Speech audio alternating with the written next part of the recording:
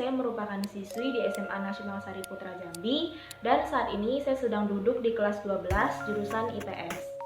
Di video kali ini saya akan menjelaskan tentang organisasi NAFTA. North American Free Trade Agreement atau yang biasa kita singkat dengan NAFTA merupakan organisasi ekonomi regional di kawasan Amerika Utara.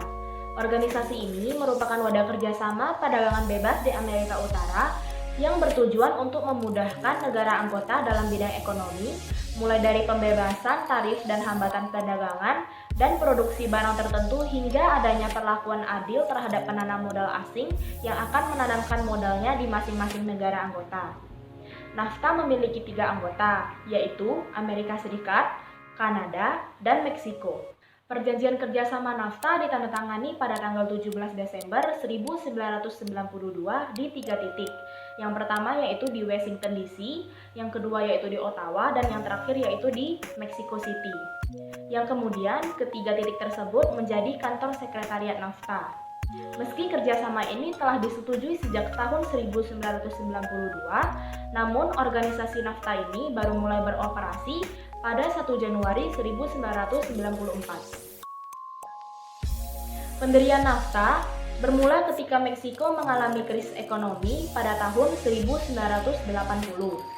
Krisis tersebut membuat Meksiko berinisiatif untuk melakukan kerjasama ekonomi multilateral dengan negara-negara di kawasan Amerika Utara.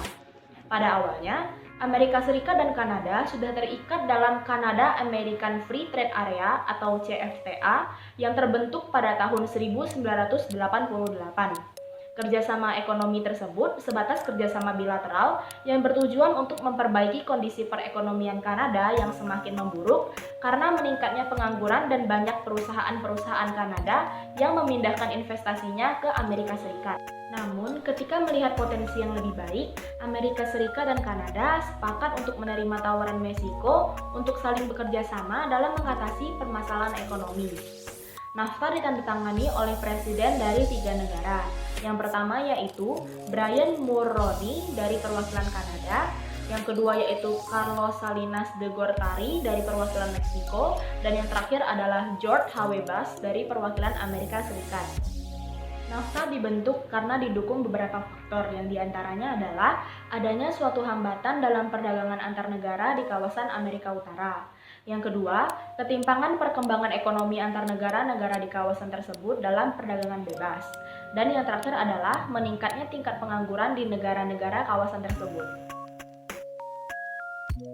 NAFTA memiliki 3 komisi. Yang pertama yaitu FTA atau Free Trade Agreement yang merupakan perjanjian perdagangan bebas. Komisi ini bertugas untuk mengawasi pelaksanaan perdagangan bebas di kawasan Amerika Utara. Selain itu, FTA juga memiliki kewajiban untuk menengahi masalah sengketa yang terjadi dalam internal NAFTA. Yang kedua yaitu NAAC atau Perjanjian Kerjasama Lingkungan. Komisi ini bertugas untuk mengatur pelaksanaan perjanjian lingkungan antara anggota NAFTA. Mengingat pentingnya daya dukung lingkungan terhadap pertumbuhan ekonomi, maka beberapa program bersama yang terkait dengan lingkungan dilaksanakan oleh komisi ini. Yang terakhir yaitu NAALC atau Perjanjian Kerjasama Tenaga Kerja. Komisi ini bertugas untuk melaksanakan penyediaan mekanisme yang efektif dan terstandar terkait dengan tenaga kerja domestik. Selanjutnya, saya akan membahas tentang fungsi NAFTA. Yang pertama, NAFTA memberikan status negara yang paling disukai semua penandatangan, yang artinya negara-negara harus memberikan perlakuan yang sama bagi semua pihak. Yang kedua, NAFTA menghapuskan tarif impor dan ekspor antara ketiga negara. Yang ketiga, eksportir harus mendapatkan sertifikat of origin untuk menghapus tarif, yang berarti ekspor harus berasal dari Amerika Serikat, Kanada, atau Meksiko. Yang keempat, NAFTA menetapkan prosedur untuk menyelesaikan perselisihan perdagangan.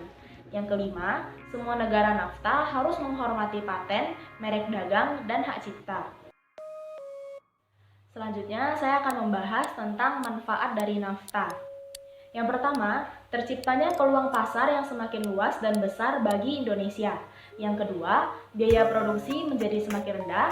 Yang ketiga, beragamnya jenis produk serta harga di pasaran. Yang keempat, kerjasama dengan pebisnis dengan anggota ASEAN semakin luas. Dan yang terakhir adalah dapat melindungi konsumen dengan mengutamakan aspek keselamatan, kesehatan, dan keserasian lingkungan hidup. Selanjutnya, saya akan membahas tentang tujuan didirikannya NAFTA. Yang pertama, meningkatkan perdagangan serta ekonomi antara tiga negara tersebut dengan mengurangi atau menghilangkan regulasi yang menghambat. Yang kedua, mengusahakan standarisasi barang-barang yang akan diperdagangkan. Yang ketiga, mengatur keseimbangan ekspor dan impor di antara negara-negara anggota. Yang keempat, meningkatkan pertumbuhan ekonomi dan kesempatan kerja di kawasan tersebut. Yang kelima, meningkatkan peluang investasi dan iklim kerjasama dan persaingan ekonomi dan perdagangan.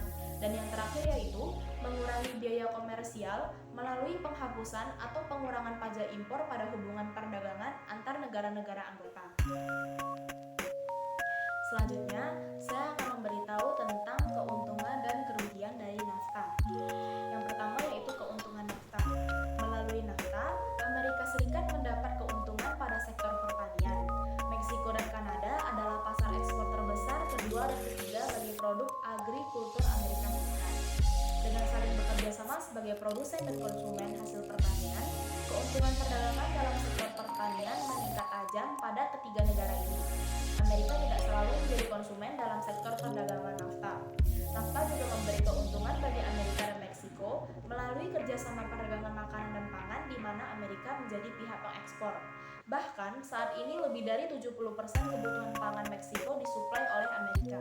Selanjutnya yaitu kerugian NAFTA. Walaupun kerjasama yang diatur oleh NAFTA sama-sama memberikan keuntungan bagi ketiga negara, ternyata Amerika sebagai negara superpower tetap memperoleh keuntungan terbesar. Walaupun NAFTA menjanjikan beragam keuntungan, ternyata ada kerugian yang dirasakan yang terutama oleh Meksiko. Masih banyak rakyat Meksiko yang tidak merasakan manfaat langsung dari kebijakan NAFTA. Pada awal tahun 1995, ratusan ribu rakyat Meksiko justru kehilangan mata pencaharian karena ratusan perusahaan gulung tikar akibat nilai saham jatuh sebesar 24%. Sebenarnya, Amerika juga mengalami hal yang sama, namun dampaknya tidak seburuk Meksiko. Selanjutnya, saya akan memberitahu fakta-fakta tentang NAFTA. Yang pertama, NAFTA merupakan suatu bentuk perjanjian perdagangan bebas terbesar di dunia. Yang kedua, NAFTA diciptakan untuk Amerika Serikat, Kanada, dan Meksiko sebagai jawaban atas kompetisi perdagangan yang diajukan oleh Cina dan Uni Eropa. Yang ketiga, pada tahun 2018, NAFTA dinegosiasi ulang dan muncul dengan nama baru yaitu USMCA. Dibandingkan dengan NAFTA, USMCA meningkatkan peraturan lingkungan dan kerja dan mendorong lebih banyak produksi mobil dan truk dalam negeri. Perjanjian tersebut juga memberikan perlindungan kekayaan intelektual yang diperbarui, memberi Amerika Serikat lebih banyak akses ke pasar produk susu Kanada, memberlakukan kuota untuk produksi otomotif Kanada dan Meksiko, dan meningkatkan batas bea bagi warga Kanada yang membeli barang Amerika Serikat secara online dari $20 sampai $150. Terima kasih karena sudah menonton video ini sampai akhir. Semoga video ini dapat bermanfaat bagi semuanya. Mohon maaf bila ada kata-kata yang salah. Sekian dari saya dan terima kasih.